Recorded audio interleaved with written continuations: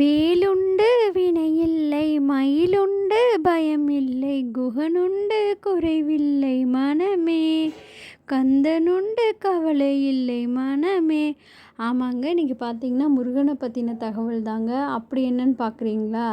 ஒன்றும் இல்லைங்க. இன்றைக்கி சாயந்தரம் தேய்பிறை சஷ்டி ஆரம்பித்து நாளைக்கு சாயந்தரம் முடியுதுங்க. அதாவது பௌர்ணமிலேருந்து வர 6வது நாள் தேய்பிறை சஷ்டியாகவும் அமாவாசையிலேருந்து வர 6வது நாள் வளர்பிறை சஷ்டியாகவும் இருக்குங்க. இந்த 2 சஷ்டியிலையுமே நம்ம முருகனை வழிபடலாமுங்க.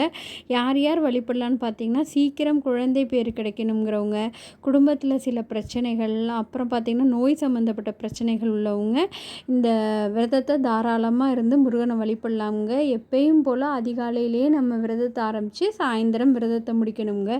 விரதம் இருக்கிறவங்க ஒரு பொழுதும் இருக்கலாம், ஃபுல் டே விரதம் இருந்தாலும் இருக்கலாம், பால் பழ விரதமும் இருக்கலாங்க. அப்புறம் எப்பயும் போல் முருகனுக்கு உகந்த அரளிப்பூ கொடுத்து முருகனுக்கு சாத்திட்டு கும்பிடலாம். அப்படி இல்லைன்னா எந்த பூ கிடைச்சாலும் நம்ம வச்சு வழிபட்டு முருகனை கும்பிடலாமுங்க.